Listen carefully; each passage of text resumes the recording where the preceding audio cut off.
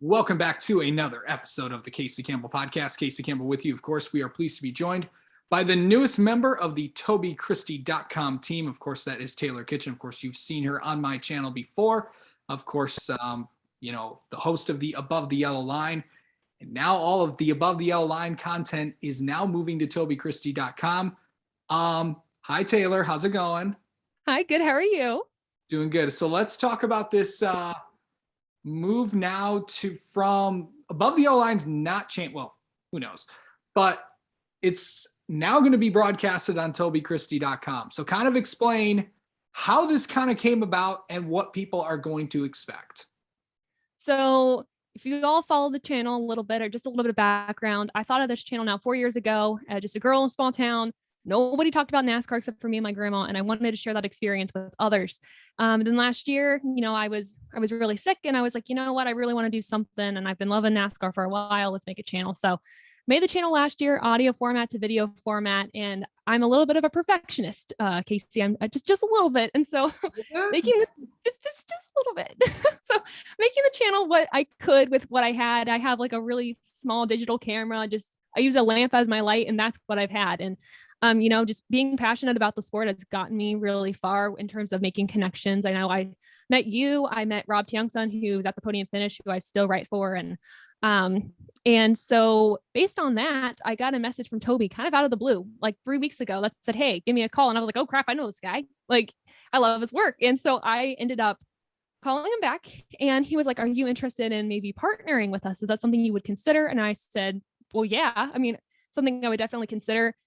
Came back to the drawing board, called back a week later, and I had the decision that I and the Above the Yellow Line team was going to join the Toby Christie channel. So very excited about that.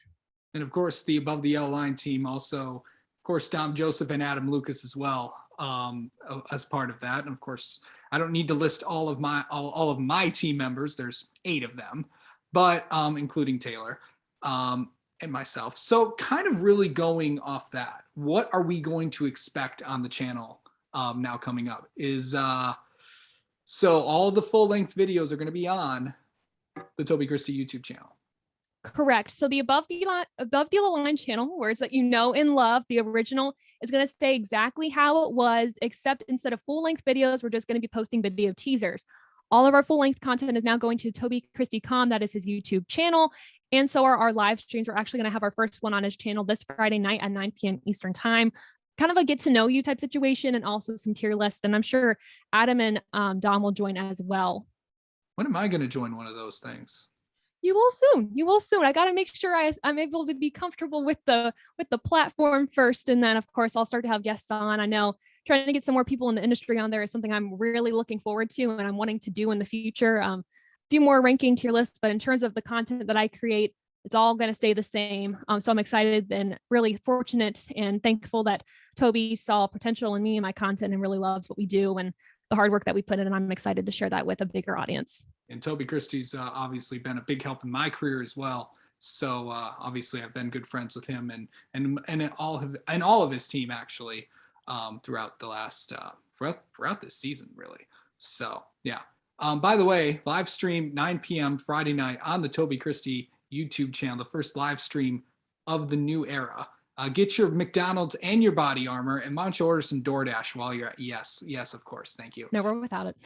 I mean, I wouldn't know. I mean, you have to. You want to know? I mean, yeah, you wouldn't. So obviously, this is a big opportunity for you. I know that this last year you've had a lot of ups, but you've also, I know as you mentioned, I know that, you're a college student at Bowling Green, and obviously you've been through a lot of stuff with your condition and with what you've gone through and all that. Yeah, this year I was diagnosed with a chronic condition called POTS, postural orthostatic tachycardia syndrome. It's a mouthful, but diagnosed with that in 2020, officially after having symptoms for pretty much my whole life. And it causes really uncomfortable things like lightheadedness. You can pass out from it. Your heart rate goes up, blood pressure can go down. It's all sorts of symptoms that I deal with every second of every day. And it's frustrating. And that's why this opportunity to turn my channel into more of a career was so beneficial for me, because sometimes I'm not able to fully be at a job. Sometimes it's really difficult. So for this opportunity to happen, majorly huge, but I'm fortunate to have a lot of good doctors on my side that are able to keep me functioning and being who I am today and being able to really live my life to the fullest, the best that I can. So definitely it's been a crazy year, lots of ups, lots of downs, stress with college. If you're a college student, if you ever have been, you know what's up. So going into finals week, the next week and the next 2 weeks actually. So getting those final projects done, but forever working on the channel. Been there, done that. So Oh yeah. yeah. So I mean, what are people going to expect when you have that on there? What are we gonna talk about? I mean, you've listed paint schemes, which is not new to the TobyChristie.com YouTube channel. Of course, the last person that ran, of course, our good friend Michael Carey, who of course now who is now the social guy at SRX. What are we gonna talk about this week? Oh, okay. So in terms of tier list, there was I forget who mentioned it to me on Twitter, but they thought a really good tier list idea would be driver nicknames. Who was the best? Who was the worst? And I was like, I was jumping right at that. We've done worst paint schemes. We've done best paint schemes. So I wanted to do a tier list on driver nicknames this week, and I'm sure we'll go into like off-topic NASCAR stuff. I know last week we did, or 2 weeks ago we did fast food chains. Super fun, super controversial. I know, but we'll probably do something like that with like sodas or something like that. But in the future, a series I'd like to start, and I know I might be speaking before I know I'm actually going to do it, but going through each individual number of the Cup Series and being like number one, who had the best like paint schemes in the number one car. So more schemes looking at that. But obviously, if any of you have suggestions on tier list you want to see on our live streams or any topics you want us to talk about, I'm going to plug the channel here. Let me know in the comments below or on my Twitter page as well. So we always have a fun time on those live streams. And I know Casey joins in every once in a while, and it's super fun to hear your comments too. Oh yes, of course. Yeah, we had the fast food argument Oh yeah. in the group chat last week during the Cup race. So that was fun. Okay, we'll obviously discuss that on a later date At before, another time. of course. Okay.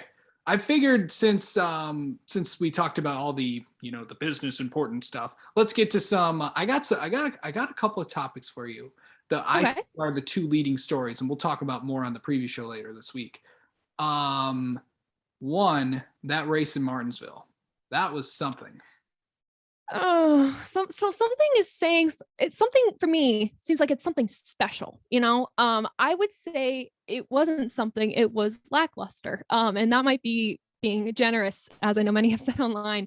I Yes. made a latest video, it's on the Toby Christie channel called Snooze Fest, just talking about how this race was perceived pretty poorly. Might be a little harsh, I know, but that was the term that was mostly used online. I used myself when I actually call it usually after the races. I text my parents, call my grandma because we all watch it kind of together at different locations. And I was like, this race just wasn't it. So yeah, I was really disappointed by what I saw. I don't know if the cars need more horsepower. I'm sure it was because the cold weather and the rubber wasn't able to really make its way onto the track that well. And I'm sure that affected some passing. It was, horsepower as well with that. And I know Ryan Blaney post race was disappointed with the fact that he would get next to a guy and he would stall out. So yeah, just really disappointed. And then of course Friday, we got some chaos as well. So to go from crazy to just bland was pretty upsetting to me, especially with Martinsville being my favorite track. So I was a little biased going into it. Okay, I know that I know Above the Yellow Line really kind of only focuses on really the Cup Series, but the biggest story of the weekend was in the Xfinity Series, and I think Oh what yeah. we're going to get to next. Ty Gibbs and Sam Mayer. Of course, if you've known and if you followed my channel, you know that.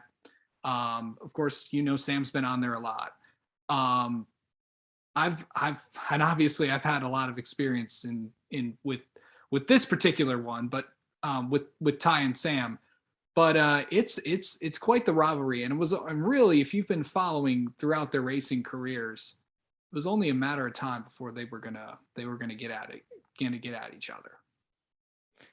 Oh yeah. So here's my thing. I haven't followed their racing careers, I think, pre-Xfinity that well. I know Ty Gibbs became a big name to me last season, so that's where I started to really focus on him. But Sam Mayer really started to focus on him this season, just now full-time junior motorsports. And yeah, things. Ooh, I don't know, Casey. It was just after the race, because the first thing we saw was pit road, right? We saw Ty Gibbs' hood dented in. I'm like, I don't know when that happened, but all right, things are going to get really bad really fast. And then, yeah, then we saw some punches. Sam Air, helmet off, Ty Gibbs helmet on, threw the punch. For me, that's not okay. And then an official was injured in the whole process. So I think we're supposed to hear something, what, today or tomorrow? So at the time of recording, which is Tuesday.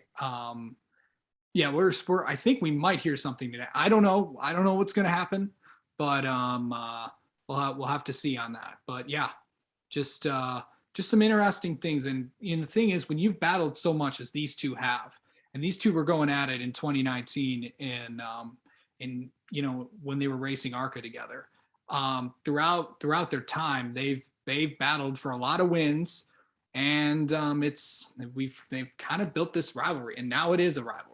They do not like each other, and that's apparent, very apparent. They do not like each other.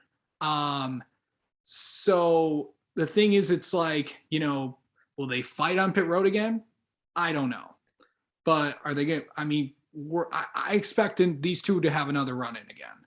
Not sure if it's going to get as aggressive as this one did, but it's definitely going to be something to watch throughout the entire Xfinity season, for sure. Because you got Ty Gibbs, who has been the best driver so far this season, and of course, if you've been following, it's he's won, not won, not won, and then won, not won. So when we get to Talladega next week, he's due. So if you've been following the pattern, and Sam Mayer's finished top 5 in the last three Xfinity races, so definitely going to be interesting to watch there. Also, big news today out of the Big Machine Racing team about Kaz Growla getting an opportunity. He's going to step in for those for the next 2 Xfinity races for the Big Machine Racing team. And I also can confirm that Jade Buford is still with the team. Obviously, I think they're going to reevaluate things in the next 2 weeks, but a big opportunity for Kaz Growla. Oh yeah, can't deny that. I mean, his opportunity with the money team and all that stuff. I mean, very big for him. And I'm hoping he can make the best of the opportunity. I love his charisma. I love his character. And I think if he can translate that onto the track, given this opportunity at the new team he's going to be at racing in the next 2 weeks, really exciting stuff. Of course, that's the Big Machine Racing team. Of course, that's Scott Borchetta. Of course, the CEO of president and CEO of Big Machine Records, which is one of the biggest biggest record companies down in Nashville, Tennessee. It's definitely gonna be fun. Of course, they're also RCR affiliated this year in Xfinity, so it's expected team that expected a lot of big things this year, and obviously I've had some not so good luck heading in. So we'll have to see how this turns out the next 2 weeks. Xfinity is off this week. They'll be back at Talladega next week. However, the trucks and Cup are going to be at Bristol Dirt this week. Give me some initial thoughts, and obviously I'll give mine when we have the preview show later this week. Well, Casey, I'm nervous. I'm not going to lie to you. I mean, there's promise though. We saw some clips. Obviously it was one single car on, the NASCAR social media feeds of a car going around the track, actually running the high line, which is something we saw them struggle with last year. We saw even the beginning of last year's race, Christopher Bell trying to run that high line, be the first one to do it, and then losing it in the wrecking Kyle Larson now. So promising there. I also think the idea of moving it to a night race, just for me researching a little bit more on like dirt racing, because that's something I'm not super familiar with. You usually run them at night because there's dust and all that stuff. And when it's nighttime, things are a little more settled. There's not the sun. So I think NASCAR did their homework. It's just a matter of, is it going to translate with a full pack of the next gen cars? And that I don't know. We don't know yet, but I'm nervous and eager to see what comes up coming this weekend. Also, are you excited about DW returning to the booth? Oh my God. Okay. So here's my thing. All right. So hold on. Can we see this here? Okay. So this is a Michael Waltrip car from that 500 that he won in 2001. So there's that. But I'm also a fan of DW. And so I'm very excited to have him back in the booth. I swear to you, like when he left, did that last boogity, boogity, boogity, I might have shed a tear. Not going to lie to you. So I'm very curious to see how he does with Clint Boyer, though. Their chemistry, I'm not sure how that's going to translate. They're both kind of have bigger personalities. So I'm hoping it's not overwhelming and that we can really focus on the commentary and getting really good insight from DW. But no, and then another side story too. Darrell Waltrip, he actually spoke at my hometown, a really small hometown, kind of like a nowhere place at one of our local theaters. And when I was younger, I was like, I know this guy's in NASCAR, but like NASCAR's lame. So like I didn't go see him, and he spoke like a few years consecutively. And now I'm kicking myself as a huge NASCAR fan that I never saw him speak. And it was like a kind of a Q&A type session. So really bummed, but otherwise excited to see him back. I've met DW a couple times. It's he's an interesting dude. He's one of the nicest human beings you'll ever meet. So He seems like it. He really does. he is.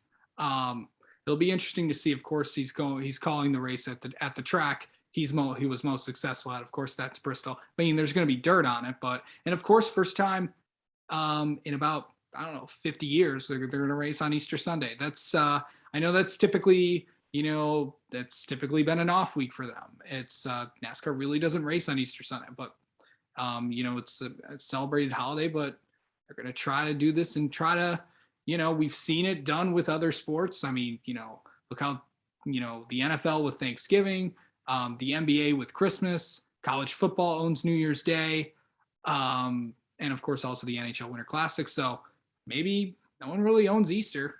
See if NASCAR can take that. I'm a little nervous about it, not gonna lie. Just I know Easter is a very family. I mean, all holidays are family focused, but especially that Easter Sunday. Now, with the race being at night, I think there's a little bit more promise because usually like church services and everything are in the morning. I'm pretty sure with Easter. So I think we'll keep audiences for that as long as everyone's still wanting to watch the race. And I'm thinking we will just because it's Bristol Dirt and everyone wants to see if this next gen car can improve. But a little nervous, really excited to see those TV ratings though afterwards.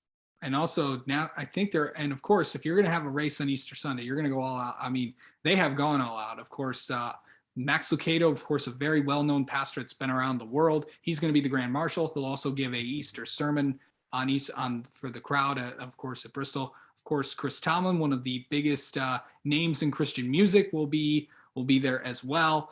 NASCAR's going all out for this. So, it's I think they know also how important this day is as well. So we'll see there. But Taylor Kitchen, congratulations on joining TobyChristie.com. And of course, we'll have you back on the preview show whenever you can be available.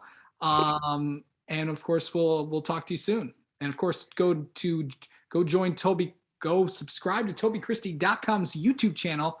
And of course, tune in on Friday night at 9 p.m. on that channel for Taylor's first live stream as a part of the TobyChristie.com team.